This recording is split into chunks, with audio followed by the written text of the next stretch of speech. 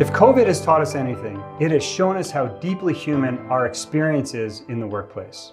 To me, that's good news. My firm belief is that the more we can tap into our humanity, the more successful we can be both personally and professionally.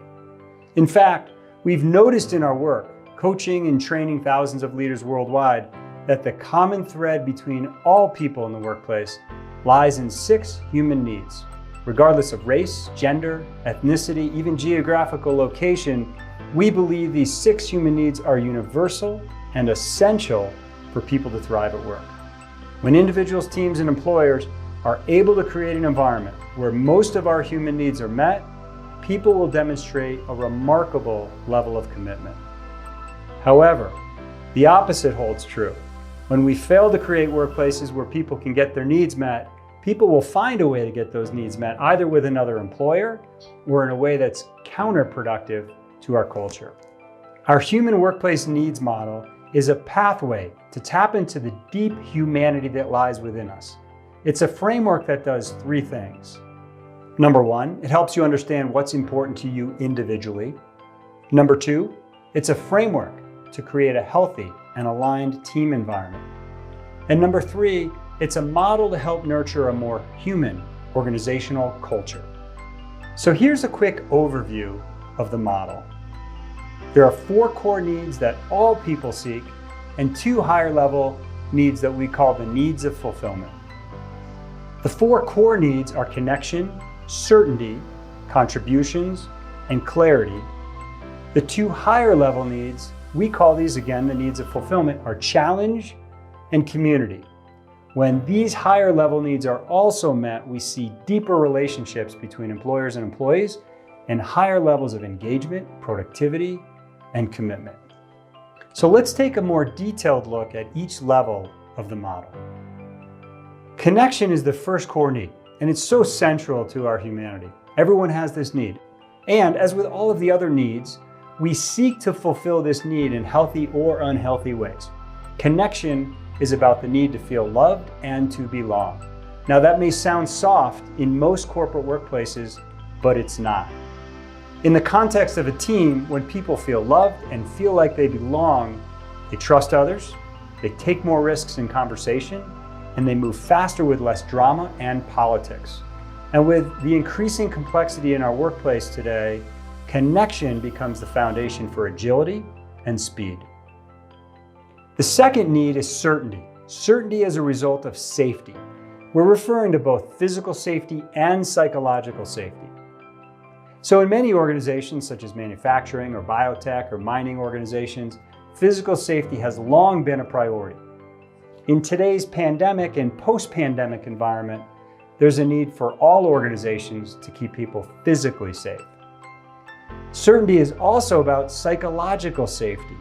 Organizational behavioral scientist Amy Edmondson of Harvard first introduced the construct, the idea of psychological safety on teams, and she defined it as a shared belief held by members of that team that the team is safe for interpersonal risk-taking. In the context of a team, when people find certainty as a result of both physical and psychological safety, they'll take more risk by expressing different opinions, making a decision in the face of conflicting information, asking for cross-functional help when complexity increases, admitting mistake, offering an apology. When people feel safe, creativity thrives, new ideas emerge, and that safety allows for a human being's unique ideas and perspectives to shine through. The third human workplace need is the need to feel like your contributions are valued. At the end of the day, people want to know that they have a voice and that they will be heard. People want to feel and believe that they matter. Without this need being met, people rarely feel a sense of commitment to a leader, a team, or an organization. In the context of a team, when this need is being met, here's what happens. People listen to understand. They value and appreciate differences of opinions and ideas. They draw each other into conversations. And finally, they focus on alignment, not agreement, meaning they ensure voices are heard and they move forward even if they disagree with each other. The fourth human workplace need is clarity, clarity of the what and how. Clarity of the what refers to understanding performance expectations. Clarity of the how refers to understanding behavioral expectations. Teams that have clarity understand their singular purpose and how their purpose differs from any other team in the organization.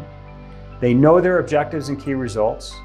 They align on key decisions and actions at the end of each of their meetings. And they have norms in place that guide their interactions from how they run meetings to how they engage in productive conflict.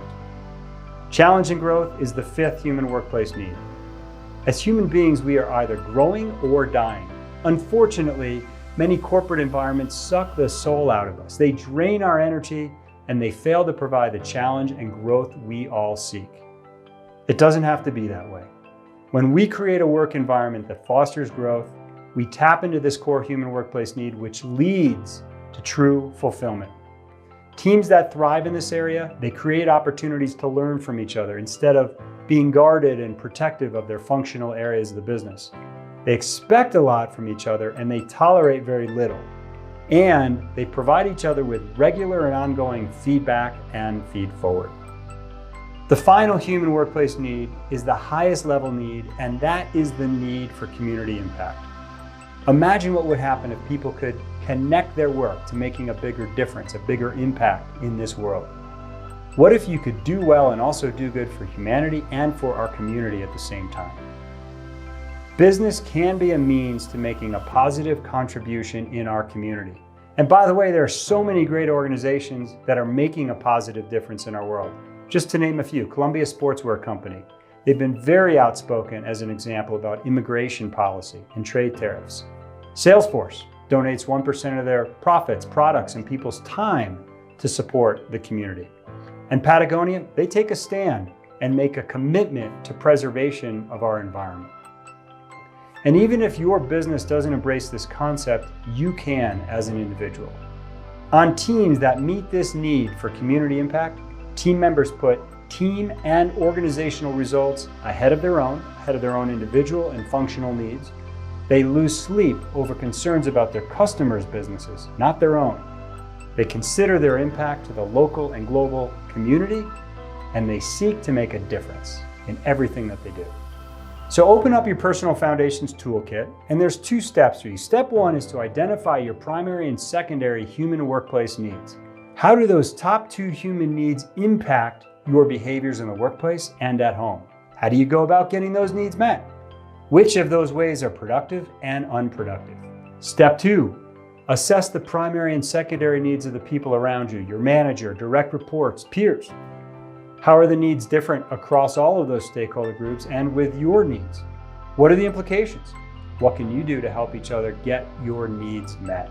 So thanks for joining me today to learn more about our human workplace needs model. I know that the more we can tap into each other's needs, the more aligned we'll be, we'll create healthier workplaces, and frankly, we'll create more human workplaces.